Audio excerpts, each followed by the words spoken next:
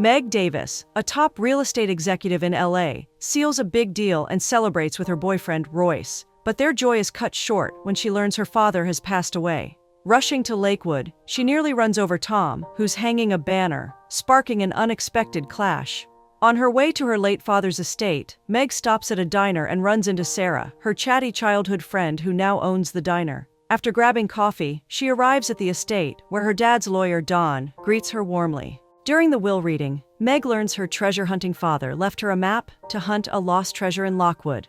She has just 2 weeks to find it, or the estate will transfer to a trust, which could vote in a new curator. Now that's a challenge. Meg calls Royce to share the news about her father's estate.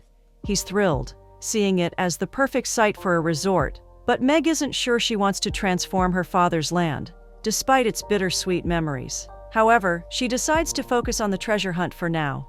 Using the map, Meg trespasses onto a fenced-off property marked with a stay-out sign. From a nearby watchtower, Tom catches her in the act, startling her into stepping in a dung pile. The land turns out to be his, and Meg offers a truce after their earlier clash. They exchange proper introductions, and she explains her treasure hunt and estate dilemma. Skeptical, Tom dismisses her claims and sends her on her way. Later, Tom vents to his mother, June, about his failed tomato harvest. Despite using a new fertilizer, the crop is still rotten.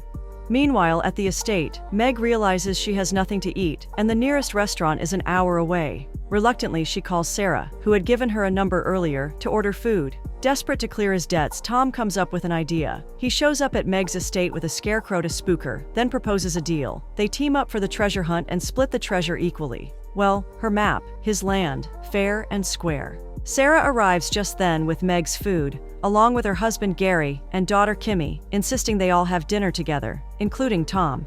During dinner, Gary asks about the tomatoes for the annual toss, and Tom claims they're fine. Clearly a lie, though. After everyone leaves, Meg talks to a photo of her father, venting her anger over his poor parenting and the wild goose chase he sent her on. Frustrated, she kicks away his journal. Guess their relationship wasn't exactly a sweet one. The next morning, Meg arrives at Tom's farm, this time prepared with proper boots. She's greeted by his mother, June, who introduces herself and enthusiastically supports their treasure hunt. June hands Meg a bottle of her homemade adventure juice and reminisces about how Tom used to love little adventures as a child. With a quick goodbye kiss from Tom to his mom, he and Meg set off. On the way, Tom asks about the map, and Meg explains its backstory. Apparently, her father, Frank, discovered the map on an excursion and moved their family to Lakewood in his obsessive quest to find the treasure. Confident, Meg takes the lead, boasting about her days as a Girl Scout. However, her scouting skills fall short when she inadvertently leads them right back to their starting point. Tom takes a closer look at the map and spots a trick only a local would notice, setting off in the supposed right direction. Meg, skeptical of his cowboy skills, stays behind. However, Tom circles back to the same spot, and they finally figure out the correct path together. They arrive at a riverbank, but the scene doesn't match the map. There should be a cave where X marks the spot. While puzzling over the clue, Meg recalls how her father used to hide items under garden statues during childhood treasure hunts. Spotting a statue nearby, they search underneath, hoping to find a key mentioned in the map. Though there's nothing beneath it, they discover initials carved into the statue. FD for Frank Davis, and ZL, an initial on the map. Tom believes the initials are a clue, but Meg dismisses it as another dead end and suggests putting the garden statue back. As they do, they find themselves briefly caught in a charged moment, but Meg quickly pulls away. She then voices her disappointment, realizing the childhood picnics her dad took her on were just cover-ups for his treasure hunts. Later, they stop at Sarah's diner, where Meg admits she's frustrated, but not ready to give up.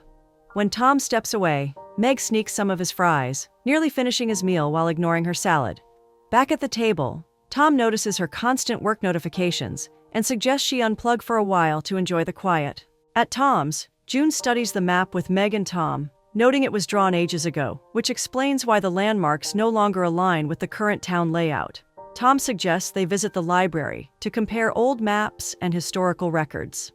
The next day, while sifting through maps and books in the library, Meg notices a gap in the town's recorded history. Tom opens up about the struggles with his farm. An infestation 3 years ago wiped out his crops, and the stress of rebuilding led to his father's passing.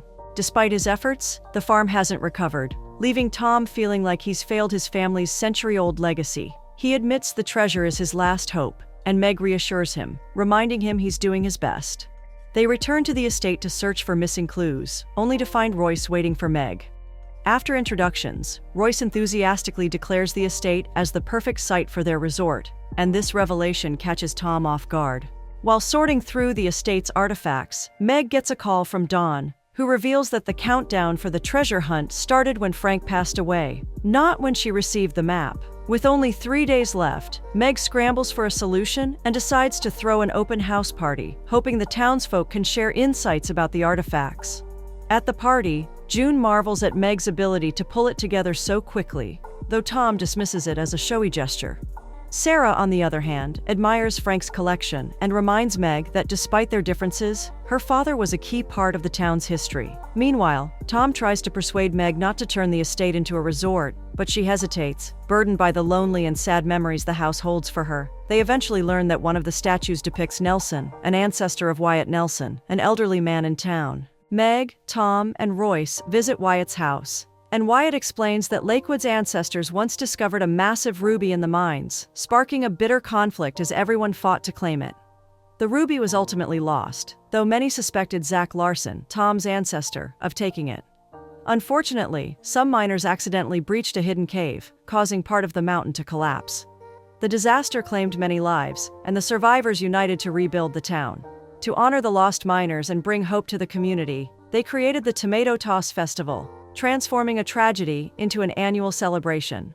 Royce, sensing Wyatt is holding back, cockily offers him $100 for more information, only to be humbled when Wyatt accepts the money and walks off without sharing anything further. Back at the diner, Royce, feeling out of place, decides to head to a nearby country club for a proper meal. Meg, frustrated, asks why he's so arrogant, but Royce turns the question on her, asking about her relationship with Tom. Meg laughs off the ridiculous question, insisting there's nothing between her and Tom. The next day, Meg learns from June that Tom's upset about not being able to provide tomatoes for the Tomato Toss Festival, something his father valued deeply. Meg heads over to the watchtower and apologizes to Tom for their inability to find the treasure. However, Tom admits he prefers her countryside over her life with Royce, which irritates her. They argue about her work habits and her plan to sell the estate. During their disagreement, Meg spots a cave from the watchtower, and they decide to check it out together. Meg and Tom discover a box hidden under rocks and are thrilled to have found the lost treasure. However, their excitement fades when the box contains only a journal, Zach Larson's account of Lakewood's early history, rather than the ruby they hoped for. Disappointed, Tom leaves.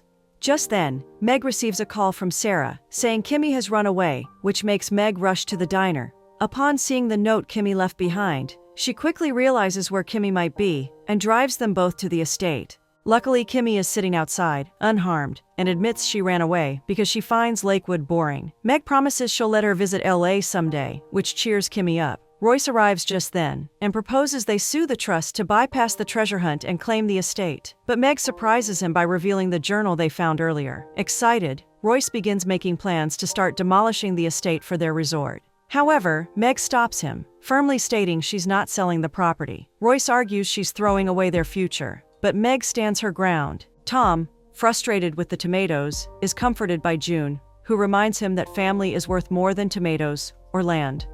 As long as they have each other, everything will be okay. At the country club, Royce, unwilling to give up, decides to buy Tom's farm instead and calls him with an offer.